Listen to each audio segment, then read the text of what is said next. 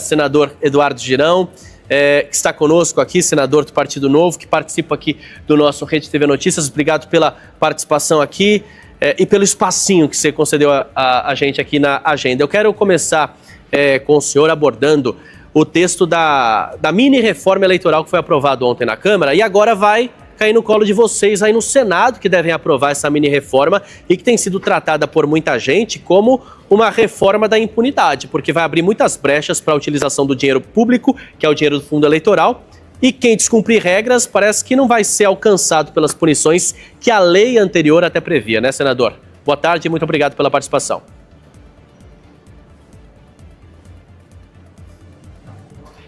TV Notícias, honra estar participando com vocês diretamente aqui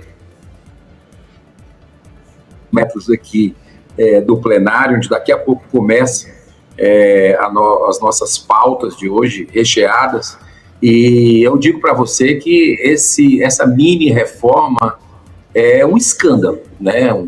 Assim, algo totalmente inoportuno, o Brasil querendo transparência, o Brasil querendo na luta exatamente contra a impunidade que teima em voltar ao nosso país. A gente está vendo aí a Lava Jato foi enterrada, né? Ministro recebendo, esposa de ministro, 129 milhões de reais, o outro do STF também com a família recebendo 35 milhões para um resort, senadores da República sendo citados aí com direito até à mesada, segundo a Polícia Federal. Então, a gente está querendo passar o Brasil a limpo e vem a Câmara dos Deputados, na calada da noite, fazer uma mini-reforma dessa. Eu espero que o Senado, né, assim, pelo menos a gente já viu o posicionamento de alguns colegas, o meu é muito claro, que deve ser enterrado isso aqui, não deve nem ser votado sequer, né? Acredito que tem que tramitar por todas as comissões, mas que o ideal era que nem votado fosse, porque isso é um desrespeito à população brasileira, às pessoas que pagam impostos e que não aguentam mais serem roubadas pela velha política. Aí você tem desde disparos em massa, né, durante as eleições, você tem aí perdão praticamente de dívidas, flexibilização na prestação de contas, né, uma série de artimanhas que vai beneficiar os caciques, né, os donos do poder, né, os poderosos de plantão, que são os donos de partido, que é uma casta que parece ser superior aqui dentro do Congresso Nacional, e a gente não pode admitir isso. A sociedade tem que cobrar para que a gente possa derrotar, engavetar, mas se não for possível, derrotar essa mini-reforma que foi sem debate na Câmara, aprovada na calada da noite. É importante esse posicionamento, senador, porque vale a gente lembrar da famigerada PEC da blindagem, que foi até apelidada também de PEC da bandidagem, que foi aprovada na Câmara da mesma forma como foi a mini-reforma eleitoral, chegou no Senado. E aí, diante de uma reação popular até, os senadores se posicionaram e arquivaram esse texto. Isso deve acontecer com a mini-reforma, de acordo com a sua opinião, né? Pelo menos o senhor vota contra essa mini-reforma eleitoral. Mas por que há essa diferença, então, de entendimento e de posicionamentos de uma Câmara e de um Senado, sendo que os dois foram eleitos ali na mesma esteira ali dos eleitores? E, nesse caso da mini-reforma eleitoral, tanto direita como esquerda se uniram para aprovar esse projeto. Pois são essas idiosincrasias que a gente tem aqui na Casa Revisora da República. Nós somos a Casa Revisora da República e temos o dever de justamente perceber algo que não é bom para o Brasil, para a República Federativa, para os estados, né? E representando também o povo, porque a gente foi eleito diretamente pela população. Então, eu acredito que são muitos interesses em jogo. Lá você tem muitos donos de partidos, né, na Câmara dos Deputados, e tem matérias que é impressionante, coisas boas para o Brasil. Olha, longe de mim, William, querer aqui fazer uma defesa do Senado. Você sabe que eu sou um dos maiores críticos, inclusive do presidente Davi Alcolumbre, que está embarreirando a criação, por exemplo, da extremamente necessária CPMI do Master ou CPI. Amanhã nós vamos ter uma sessão do Congresso onde nós vamos cobrar de novo, Brasil todo quer, a imprensa, a população, até agora os deputados e senadores, mas efetivamente ninguém se move para isso, fica só discurso de rede social. E eu tenho muitas críticas ao Senado Federal, mas tem algumas medidas aqui que passaram por essa casa, que ficam embarreiradas lá. Só que essas medidas são boas para a população. Por exemplo, a questão do fim do foro privilegiado, que não deixa de ser uma blindagem a quem tem mandato, né? O foro privilegiado, você fica com os processos de senadores, de deputados, de outras autoridades dos estados e municípios, nas mãos de quem? De ministros do Supremo Tribunal Federal. Aí na hora que algum se sente contrariado, que a gente pede impeachment, que acontece algum abuso, como o que a gente está vendo muito no Brasil, aí eles tiram o processo debaixo da gaveta e botam na mesa, ou seja, como uma espécie de chantagem, né, e de intimidação. E o Senado já votou para acabar o foro privilegiado, ou seja, os processos de senadores e de deputados, como qualquer cidadão comum, e nós somos cidadãos comuns, tem que ir mesmo para a primeira instância. E o Senado aprovou por unanimidade, sabe há quantos anos? Há 8 anos. 8 anos. Está lá na mesa do presidente da Câmara, que é outro. O fim dessas famigeradas decisões monocráticas, que a gente debate aqui no Senado, na Câmara, durante muito tempo, às vezes até por décadas, né? Um exemplo, a questão da legislação sobre drogas, do porte de maconha, né? Da tolerância zero, que vários presidentes já disseram que o Brasil tem tolerância zero. Aí um ativismo judicial do Supremo, numa canetada, desfaz leis que a gente fez aqui, várias leis, várias legislações. Aí o cara que não teve voto de ninguém, do povo, vai lá e manda no país fazendo isso. Então, nós acabamos com as decisões monocráticas aqui no ano retrasado. Já está 2 anos e meio parado lá na Câmara dos Deputados, né? Então, é uma série de medidas que, infelizmente, especialmente de interesse na população, está parando na Câmara dos Deputados, né? E a gente precisa que a população cobre, troque deputados, troque senadores. Eu sou terminantemente contra a reeleição, né? E votei contra a reeleição e espero que o Brasil avance de forma civilizatória para terminar com esse instrumento que perpetua, né, pessoas aqui como meio de vida e não como missão de vida, como deveria ser esse trabalho, servir ao bem comum. Vamos falar do caso Master, então. Como é que o senhor, senador, avalia essa relação que foi revelada entre Flávio Bolsonaro e o banqueiro Daniel Vorcaro, que é o dono do Banco Master? Olha, eu acredito que carece de aprofundamento nas investigações, né, e o Senado e o Congresso Nacional está pecando. Eu tenho cobrado insistentemente, não sei se você tem essa informação, mas eu fui o primeiro a entrar aqui com um requerimento para investigar a maior fraude do sistema financeiro. Não é do Brasil mais não, é do mundo. Isso pode colocar a Lava Jato no chinelo. E eu entrei com requerimento no ano passado, que está na mesa do presidente do Senado. Ontem eu já cobrei ele novamente, todos os dias praticamente, eu tenho cobrado para que ele abra. Embora que nós já judicializamos também, né? Que é exatamente lá no que está com o ministro Cássio Nunes Marques, o mandado de segurança da minha CPI, né? Do Banco Master. A outra CPMI, que é mista, deputados e senadores com recorde de assinaturas também, né? Os números necessários para a abertura, está com o ministro André Mendonça, ou seja, 2 indicados do governo anterior, que precisam se manifestar sobre isso, porque o Alcolumbre eu cobro, né? Outros colegas, poucos cobram, mas eu vou dizer uma coisa para você, é difícil sair algo daquela cartola, porque no meu modo de entender tem um conflito de interesse, já que o Davi Alcolumbre, presidente aqui da nossa casa, indicou exatamente a alguém que enviou 400 milhões de reais, olha a gravidade disso, para o Banco Master em letras podres, né, que foi o indicado, o tesoureiro de campanha do Davi Alcolumbre, mesmo diante de alertas que não fizesse isso, que não pegasse o dinheiro dos aposentados, né, o dinheiro da Caixa de Previdência do Amapá e colocasse no Banco Master. E ele fez.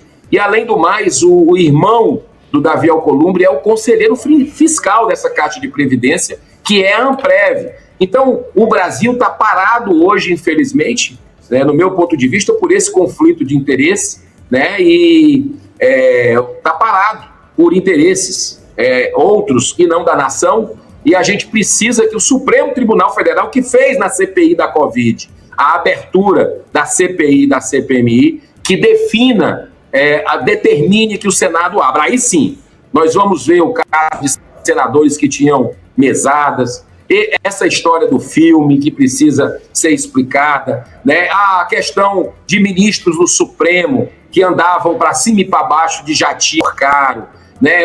Como eu falei, a esposa de Alexandre de Moraes, que fez um contrato de 129 milhões de reais, né? Recebendo 80 já confirmado, né? E para quê? Né? Não se vem a público explicar. Isso é como se tivesse um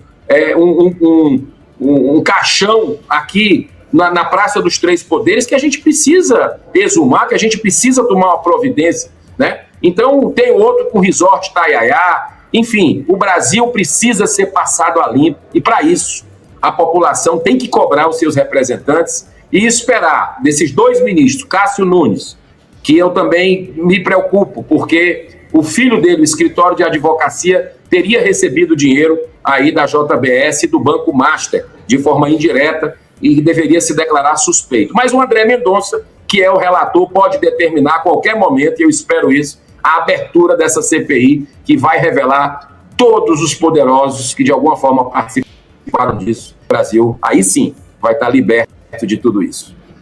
Senador, qual que é o superpoder que o parlamentar tem que o policial federal não tem hoje na investigação? E os investigadores também da Procuradoria? Claro, não, isso aí não tenha dúvida. Por exemplo, a CPMI do INSS, eu estive praticamente em todas essas CPIs e CPMIs que ocorreram como titular. E eu fui titular do INSS e você viu o que aconteceu do roubo de aposentados, de velhinhos, de órfãos, né? Que você viu os bilhões de reais que foram roubados de milhões de brasileiros pobres, e a partir do momento, coincidentemente, que começou a CPI, mesmo com blindagem da tropa de choque do governo Lula, votando contra as convocações e contra a quebra de sigilo, e também do próprio STF, que sabotou muitas vezes os nossos convocados aqui, para nem precisar vir, nós jogamos luz, né? A população acompanhou com recorde de audiência todas as transmissões, então isso fez com que autoridades se movessem. E sabe quantos peixes grandes, tubarões, foram presos? Gente importante, né? Depois da Lava Jato a gente não via isso, e vimos agora no INSS, e que foi 14 prisões, desde presidente de INSS, de empresários famosos, enfim, de pessoas de sindicatos, né? Nós conseguimos aí que, através da justiça, nós tivéssemos a prisão. Mas eu não tenho dúvida, se não fosse através da luz que foi jogada nas sombras, nas trevas, pela CPMI, nada disso teria acontecido. É por isso tão importante que é a mobilização nacional para que a gente faça a CPMI do Banco Master, ou CPI do Banco Master, para que a gente possa mergulhar em tudo isso que precisa ser esclarecido, devido os responsáveis punidos no caso da maior fraude do sistema financeiro do mundo. Quando a gente tem uma comissão parlamentar de inquérito, seja ela mista ou não, a gente tem espaços para longos discursos, né? E a gente tem visto, por exemplo, o senador Flávio Bolsonaro, que teve o seu envolvimento aí publicado e exposto com o Daniel Vorcaro, do Banco Master, ele tem pedido a abertura da CPI. Não sei se é da boca para fora ou não, o senhor pode até nos ajudar com esses bastidores aí do Congresso, mas o que parece é, quando uma pessoa que tem o seu envolvimento exposto pede a abertura de uma investigação, é porque talvez saiba que vai ter espaço para muito discurso de apoiador, né? E aí, no fim das contas, o discurso vale muito para a opinião pública, né? Olha, eu acho que a gente precisa ter essa investigação, não por discurso, mas pelos documentos, que muitas vezes a CPI, apesar do jogo bruto e de sabotagens, né, por exemplo, o Lulinha, do governo Lula, a gente tentou trazer, né, que teria recebido, segundo a Polícia Federal, e outras delações, vamos dizer, outras citações, estaria recebendo mesada de R$300 mil, que viajou com Careca do INSS, que é uma peça-chave, que está preso, né, viajou em classe executiva para Portugal, foi fazer o quê lá? Era um sócio do Careca do INSS. Tudo isso a gente precisa entender o que está por trás, né? E ali a gente jogou luz, não é discurso. Ali é efetivamente procurando revelar para a população tudo que está... Lá nós conseguimos cruzar dados. Hoje mesmo, a Sim, uma amiga do Lulinha, foi depor na Polícia Federal. Mas, estranhamente, um delegado que estava no caso, investigando o Lulinha, foi tirado, né, foi mudado de posição. Então, o brasileiro precisa ter essas informações, e muitas vezes é na CPI, é numa CPMI com esses discursos de gente que foi eleita pelo povo, que de forma técnica, né, vai lá, está analisando documentos e dados e informando para a população que ela vai tomar conhecimento para onde foi o seu dinheiro, quem é que pode estar sendo aí protegido. E por isso a CPMI do INSS foi um sucesso retumbante, mesmo apesar dos boicotes que nós tivemos, ela prestou um grande serviço à população brasileira. E como garantir que essa CPI, no ano de eleição, não vai virar um palanque, senador? Já tem algum mecanismo que vocês vão definir para evitar, então, que eventuais candidatos à presidência, à Câmara, Senado, governos, utilizem a tribuna ali como palanque mesmo?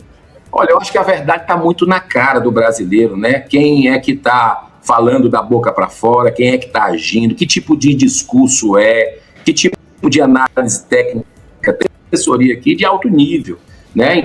Então, inicia a gente com dados, né? Tem uma equipe que trabalha e não é barato para o povo brasileiro. Então, a gente poder devolver um pouco disso através do nosso trabalho. Então, o julgamento é com a população. Se alguém vai estar fazendo palanque, por exemplo, a CPI da Covid, que foi também na véspera de uma eleição, pandemia, a gente viu muitos senadores que estavam no comando da CPI, eu participei como titular também, fazendo palanque em cima de túmulo de gente que morreu pela Covid.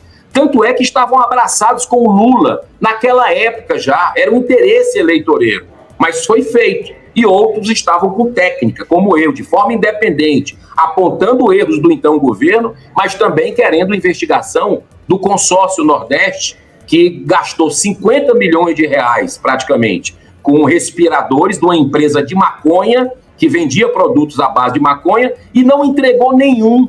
Mas lá, esses senadores blindaram para que a gente pudesse rastrear o dinheiro dos municípios ou dos estados que receberam muito do governo federal. Então, o julgamento fica da população também e de instituições que acompanham, como o PGR, Polícia Federal, CGU e outras que sempre estão juntos dessas CPIs ou CPMIs.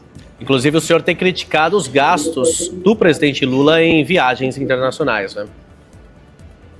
William, vou te falar, viu? Nunca se gastou tanto, é uma coisa escandalosa a gente vendo aí os hotéis, né? E como se o Brasil tivesse as mil maravilhas, né? E o brasileiro, infelizmente, tendo um problema gravíssimo aí junto ao emprego no aspecto das bets, de casas de apostas, que eu votei contra, e o governo Lula, que diz defender os pobres, e o Centrão votaram a favor dessa desgraça, que tem tirado dinheiro produtivo, né, de atividades produtivas, e levado para magnatas lá fora. Enquanto isso, perda de emprego, perda de casamento, pessoas até atentando contra a própria vida no desespero. É uma tragédia, um endividamento em massa, que só quem ganha são poucos. E a gente tem feito esse trabalho aqui, graças a Deus. Eu espero que um dia seja proibido por quem tem juízo, né, que esteja realmente à frente da nação e que possa proibir a jogatina, que só traz realmente mais vício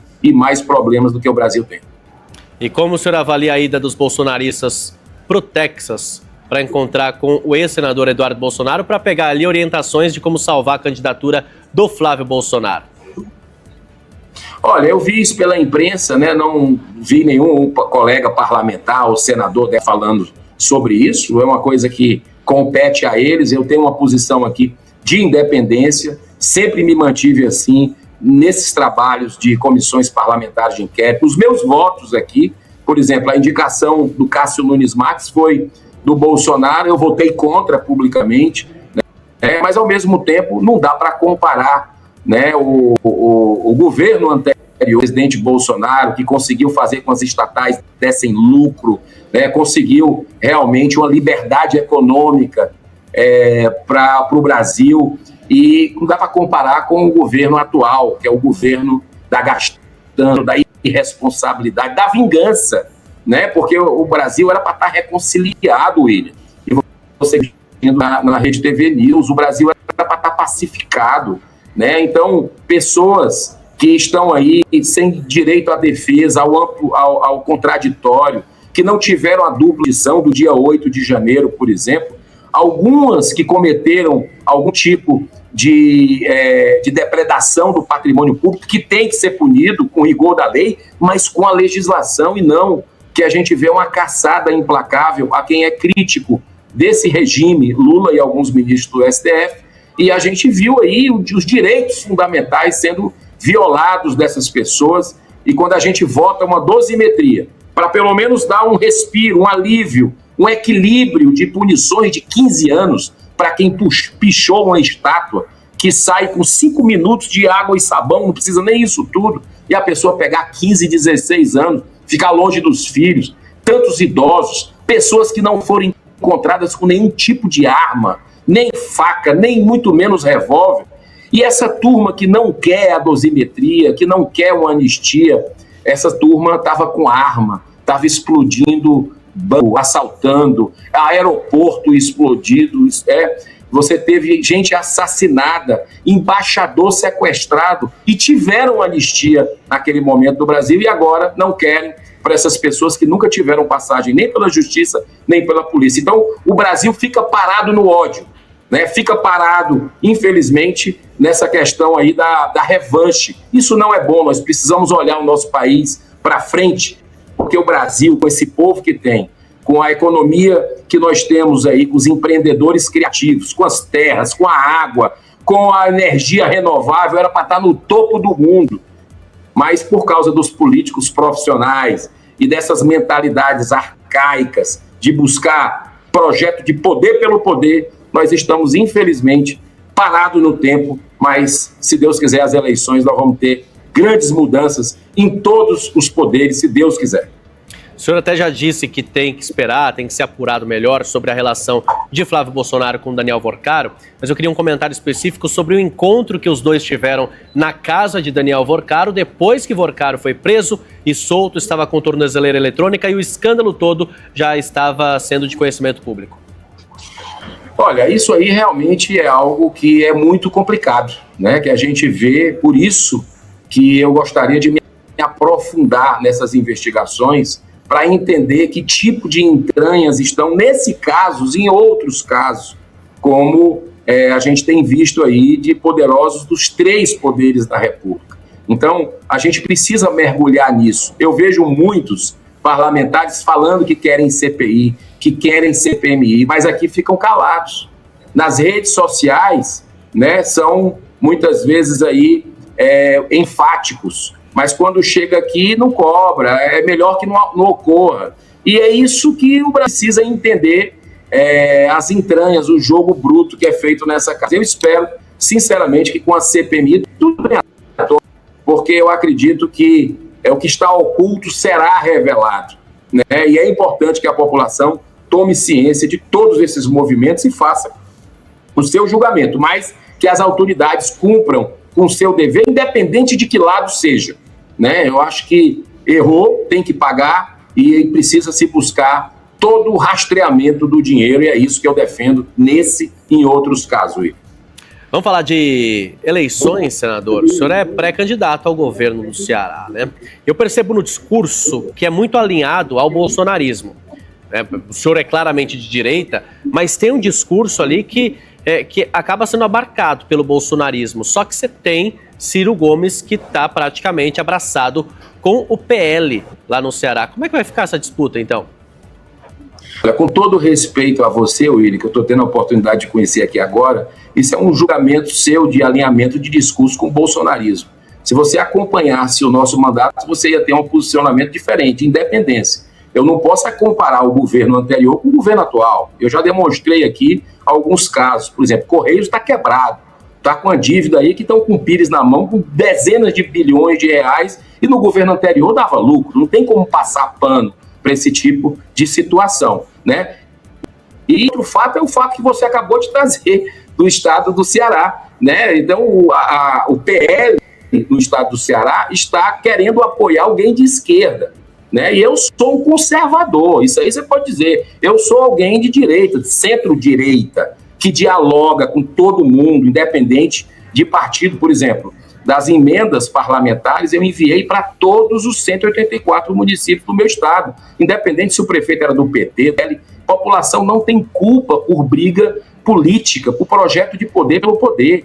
E mesmo sem tempo de televisão lá no Ceará, mesmo sem ter, e eu agradeço aqui a oportunidade da Rede TV, mesmo sem ter uma estrutura, né, o Partido Novo, o partido que eu faço parte, é um partido pequeno, tem 10 anos, né, e respeita o dinheiro de quem paga imposto, eu vou para essa campanha representar a defesa da vida, desde a concepção até a morte natural. Sou contra o aborto, né, contra a liberação de drogas, sempre fui, né, a favor da ética. Sou uma pessoa que você pode me chamar de lavajatista, né, porque eu quero que a justiça seja para todos, né, e também sou a favor da liberdade de expressão. E o que a gente vê no Brasil é censura, né? Quem é conservador e quem é de direita é lá derrubado rede social, desmonetizado.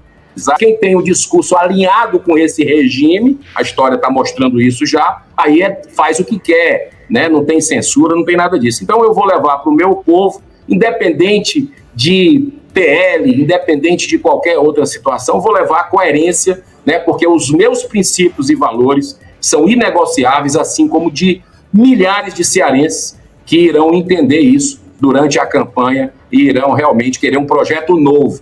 E não a volta ao passado, que é Ciro Gomes, já foi governador, né? E hoje o Camilo, que é o governador, destruindo o Estado, infelizmente, índices de segurança pública inimagináveis, um dos lugares mais perigosos do planeta é o Estado do Ceará, pela fraqueza do governo do PT, e isso a gente precisa entregar a verdade. E como é que vai ser essa estratégia, então, para penetrar nesse eleitorado hoje que a direita é muito identificada, em geral, com o bolsonarismo e que está sendo abraçado pelo Ciro Gomes? Como é que a estratégia vai ser feita para penetrar, então, nesse eleitorado que hoje está abraçando um candidato que antes era ligado à esquerda?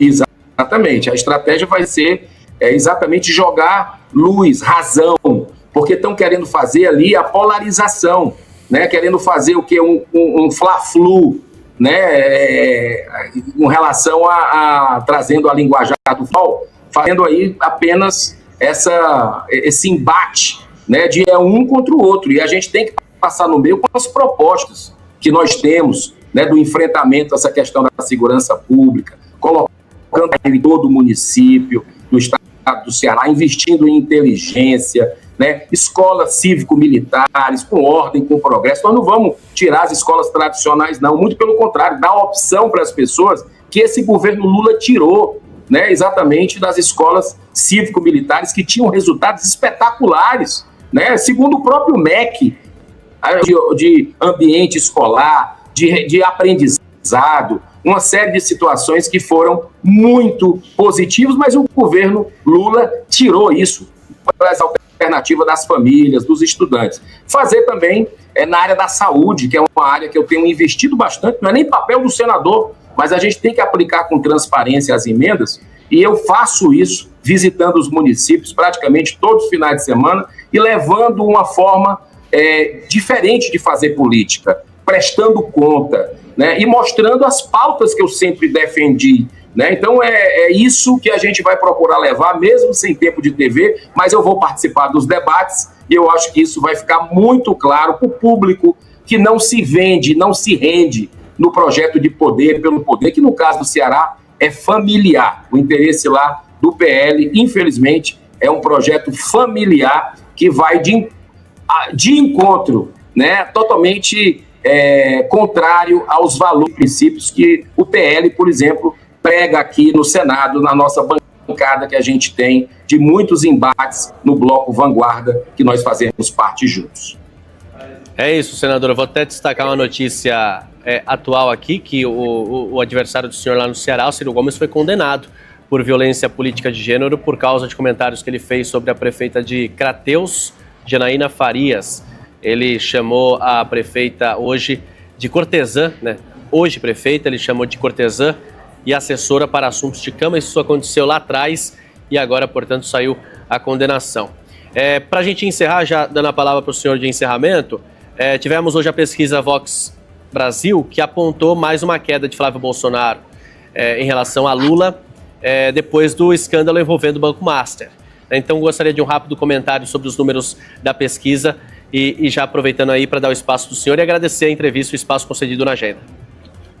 Eu que agradeço, William Cury, você, a todos que fazem parte, principalmente quem está nos assistindo aí, a Rede TV Notícias, né? E acredito que é uma primeira de uma série de pesquisas, está muito recente tudo, né? E eu continuo sempre firme aqui. O nosso partido tem um candidato, que é o candidato Romeu Zema, um governador que pegou terra arrasada, estado quebrado lá de Minas Gerais, que era administrado pelo PT, funcionalismo atrasado, cheio de mordomias, né, privilégios para a companheirada, amigo do governador, aeronaves a serviço do governador, palácio. O Romeu Zema deu o exemplo, né? O exemplo tem que vir de cima. Então ele cortou privilégio, pegou essas aeronaves, colocou na segurança, tantos que os índices melhoraram bastante, saiu do palácio, foi morar num apartamento dele, o alugado, e aquele palácio que tinha 32 funcionários, foi abrir público, inclusive está gerando renda para o Estado, conseguiu organizar a economia, gerou 1 milhão de empregos com pandemia no meio, né? E a gente vê o governador Romeu Zema como uma alternativa firme, que tem enfrentado os poderosos do STF, mostrando as decisões injustas e também abusos. E isso é muito importante para o Brasil, que a gente tem alguém sem rabo preso para fazer esse trabalho pela nação brasileira, que, repito, merece estar no topo, mas por políticos profissionais, infelizmente, está numa situação ainda parado, mas vai mudar. Tenho muita fé, muita esperança, sou cristão e acredito bastante que Deus tem um plano para essa nação e vai dar tudo certo com o apoio das pessoas de bem, sempre, não desistindo da política. Você vê que nós estamos aí há 3 semanas da Copa do Mundo e ninguém fala disso, né? Se não fosse pelo anúncio ontem da escalação, ninguém estava falando. Mas o Brasil está querendo saber sobre política, está interessado. Precisamos dar essa virada, porque, como diz Platão, 350 anos antes de Cristo, o destino das pessoas boas e justas que não gostam de política é serem governadas por pessoas nem tão boas e nem tão justas que gostam de política. Então, o brasileiro de bem tem que entrar, tem que se posicionar para que a gente possa virar essa página do atraso e ir adiante. Obrigado, Deus abençoe vocês, tudo de bom, muita paz. Obrigado, senador Eduardo Girão, senador pelo Partido Novo no Ceará. Obrigado pela participação aqui, pela disponibilidade na agenda. Sei que tem sessão daqui a pouco aí no Senado, então eu te agradeço demais. Obrigado. Tá sempre abertas as portas aqui para a participação do senador Eduardo Girão.